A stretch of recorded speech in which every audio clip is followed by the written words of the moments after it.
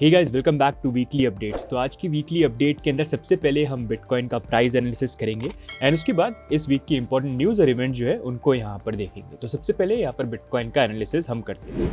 तो सबसे पहले अगर हम बिटकॉइन की अपडेट देखते हैं तो बिटकॉइन के लिए वीकली ओपन यहाँ पर $17,000 के अराउंड करंटली यहाँ पर हुई है। अगर हम ओवरऑल देखते हैं तो ये वीक काफ़ी ज़्यादा इंपॉर्टेंट होने वाला है क्योंकि 14 दिसंबर को FOMC का मीटिंग होगी और वो अनाउंस करेंगे कि क्या इस बार इंटरेस्ट रेट को वो 50 बेसिस पॉइंट जो एक्सपेक्टेड है या 25 बेसिस पॉइंट से इंक्रीज़ करते हैं कि नहीं करते हैं। अगर ये होगा तो ये मार्केट के अंदर काफ़ी एक अच्छी बुल रैली जो है ट्रिगर कर सकता है, लेकिन अगर 75 बेसिस पॉइंट का अनाउंसमेंट आया तो थोड़ा ऑपोजिट यहाँ पर हो सकता है। ओवरऑल दिसंबर मंथ के अंदर ये पॉसिबिलिटी है कि थोड़ा सा हमको बुलिश मोमेंटम जो है वो देखने को मिल सकता है। बस ओवरऑल बिटकॉइन की प्राइस अगर $17,000 का जो एरिया है यहीं पर ओवरऑल अगर अपना सपोर्ट बनाती है इस वीक के अंदर, I think that is going to be very important. But more importantly अगर हम यहाँ पर वीकली चार्ट्स के अंदर जाते हैं तो अभी भी बिटकॉइन के लिए जो सबसे क्रूशल पॉइंट यहाँ पर बन जाता है वो हमारा है $18,100, जो हमारा 300 वीकली मूविंग एवरेज है, जिसके ऊपर अभी तक हम आ नहीं पाए हैं। तो अभी ये रेजिस्टेंस की तरह एक्ट करेगा और ये काफ़ी इंपॉर्टेंट एक जोन है।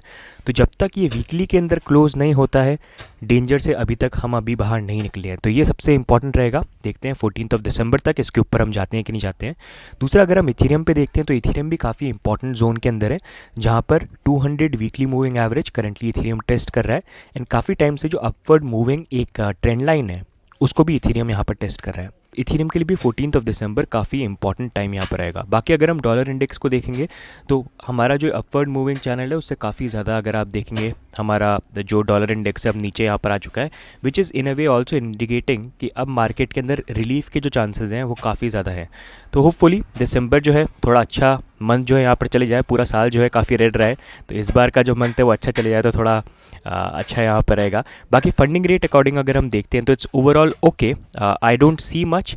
आने वाले दिनों में फिर से मैं रीमॉनिटर करूँगा। अभी तो इतना ज़्यादा फंडिंग रेट के ऊपर I don't see much here right now. अब नेक्स्ट मूविंग ऑन इस वीक की इंपॉर्टेंट न्यूज़ और इवेंट्स को हम देखते हैं। तो सबसे पहले एक अच्छी गुड न्यूज़ ये है कि ब्राज़ील के अंदर क्रिप्टो को as a payment method legalize करने के लिए एक बिल है जिसको यहाँ पर प्रेजेंट किया गया है। ये जो बिल है ये ब्राज़ील के चेंबर ऑफ डिप्यूटीज ने अप्रूव कर दिया है। रेगुलेटरी फ्रेमवर्क जो बेसिकली यहाँ पर लीगलाइज करेगा कि क्रिप्टो को लेके आप पेमेंट वगैरह सारी चीज़ें कर सकते हो, लेकिन अभी भी इस पर प्रेसिडेंट का सिग्नेचर जो है वो यहाँ पर बाकी है, जो पॉसिबली आने वाले दिनों में हो जाना यहाँ पर चाहिए।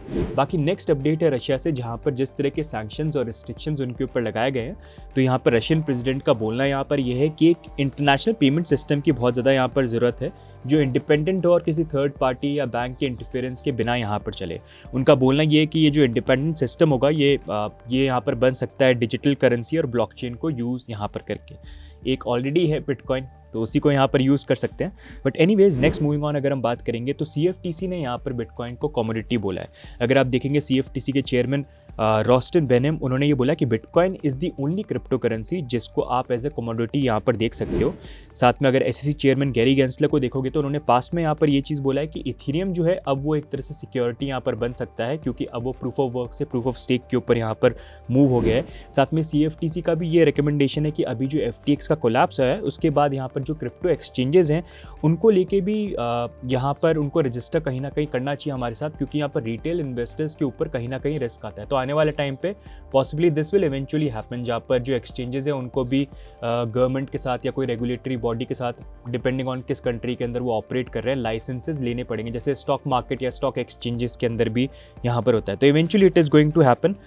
FTX ने बस वो चीज़ को जो है थोड़ा सा फास्ट पेस के अंदर अब मूव करना यहाँ पर चालू कर दिया है। बाकी नेक्स्ट मूविंग ऑन अगर हम बात करेंगे तो यूरोपियन सेंट्रल बैंक ने यहाँ पर एक ब्लॉग को पब्लिश किया जहाँ पर उन्होंने बोला बिटकॉइन लास्ट स्टैंड।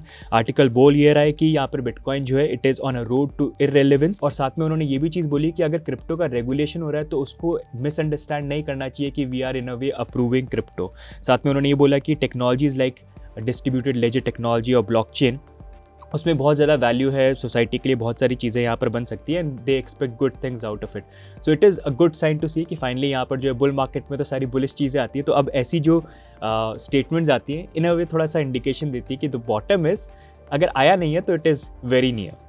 बाकी नेक्स्ट मूविंग ऑन, जिस तरह का करंट सिनेरियो चल रहा है यहाँ पर कॉइनबेस ने लॉन्च किया है 500,000 का डेवलपर ग्रांट, जहाँ पर वो टीम्स को सपोर्ट कर रहे हैं जो यहाँ पर ऑन चेन अकाउंटिंग को बिल्ड करे, जिसके कारण यहाँ पर प्रूफ ऑफ एसेट्स और लाइबिलिटीज जो है उसको ईजिली यहाँ पर आइडेंटिफाई किया जाए। अभी करंटली अगर आप देखोगे तो कॉइनबेस क्योंकि एक पब्लिक ट्रेडेड कंपनी है तो इनकी वैसी डिटेल्स जो होती हैं वो यहाँ पर पब्लिक होती हैं, लेकिन ये साथ में क्रिप्टोग्राफिक टेक्निक्स भी देख रहे हैं जिसके थ्रू ये ऑन चेन जो भी इनके एसेट्स हैं उनको भी ये शो कर पाए, क्योंकि क्लाइंट्स के साथ जो इनके एनडीएज होते हैं उसके अकॉर्डिंग ये अभी शो नहीं कर सकते, तो इस कारण ये कोशिश करें कि क्रिप्टोग्राफिक टेक्निक से अगर यहाँ पर कुछ चीज़ें जो है वो ये बना पाएँ, जिसके लिए इन्होंने ये ग्रांट जो है यहाँ पर लॉन्च किया है। साथ में अगर हम बात करें जो सिचुएशन चल रही है इसको लेके we have been very vocal since 2018, we have been saying कि इंडियन एक्सचेंजेस को अपने जो वॉलेट एड्रेसेस हैं वो शेयर करने चाहिए ताकि यूजर्स को पता रहे कि उनके फंड जो है वो सेफ है और कहीं मिसयूज़ यहाँ पर नहीं हो रहे हैं। अभी तक अगर आप देखेंगे तो इंडियन एक्सचेंजेस में से सिर्फ एक एक्सचेंज है CoinDesk जिन्होंने यहाँ पर प्रूफ ऑफ रिजर्व और अपने जो वॉलेट एड्रेसेस हैं उनको यहाँ पर पब्लिक किए हैं, जो आप खुद भी जाके यहाँ पर चेकआउट कर सकते हैं,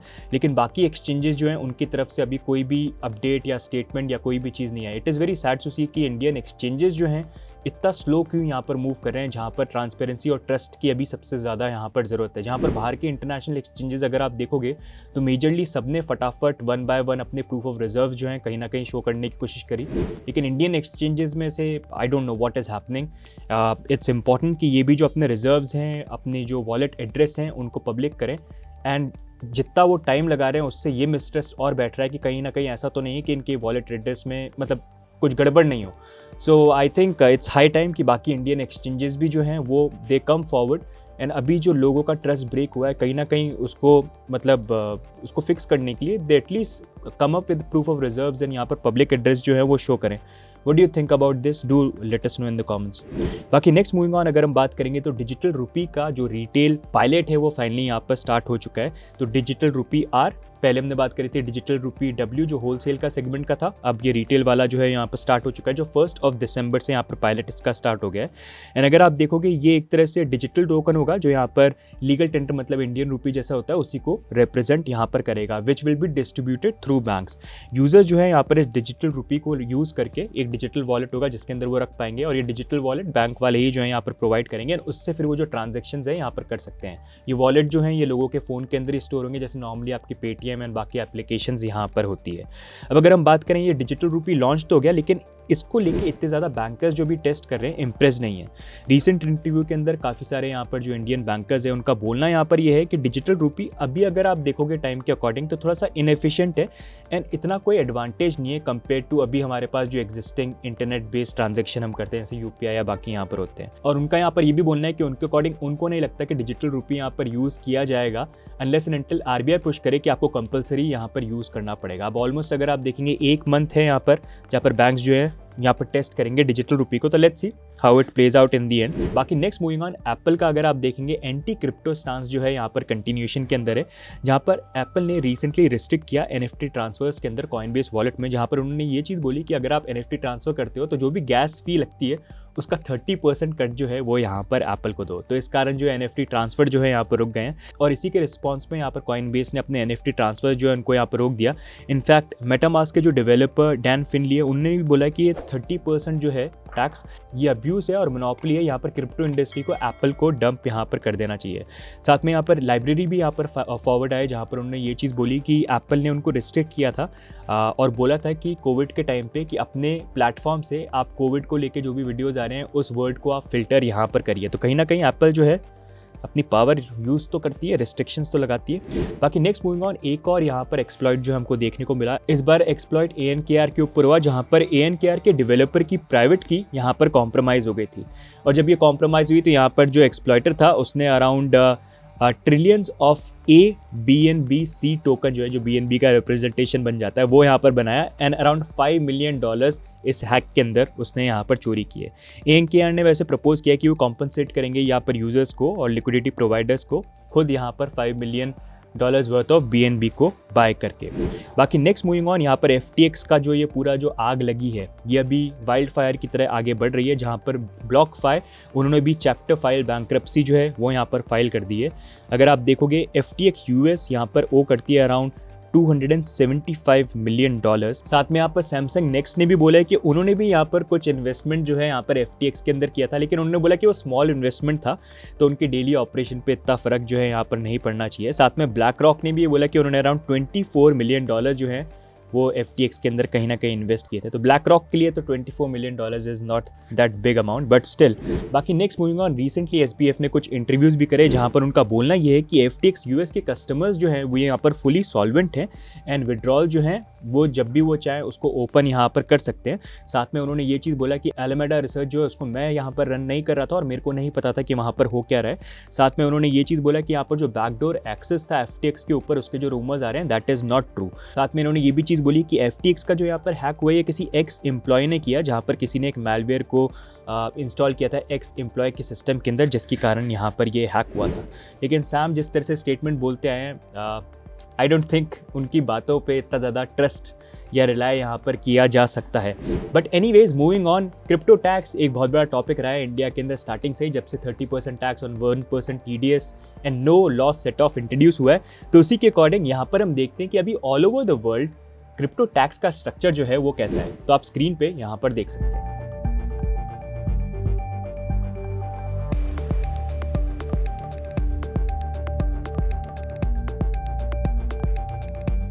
तो गाइस ये हो गई इस वीक की इंपॉर्टेंट न्यूज़ और इवेंट्स। अब नेक्स्ट हम यहाँ पर बात करते हैं fun fact of the week. तो आपको पता है ये वेब 3.2 सबसे पहले इस टर्म को या वर्ड को कॉइन किसने किया था? तो इसको कॉइन किया था यहाँ पर गैविन वुड ने, जो पोल्काडॉट के फाउंडर हैं एंड इथेरियम के भी को फाउंडर रह चुके हैं। Ethereum EVM Ethereum virtual machine जो है उन्होंने यहाँ पर बनाया था, सॉलिडिटी लैंग्वेज को भी। तो उन्होंने सबसे पहले इस वेब 3.0 टर्म को जो है कॉइन यहाँ पर किया था पोल्काडॉट के लॉन्च के साथ। बाकी अब नेक्स्ट मूविंग ऑन, इस वीक के टॉप गेनर्स और टॉप लूजर्स को हम यहाँ पर देखते हैं।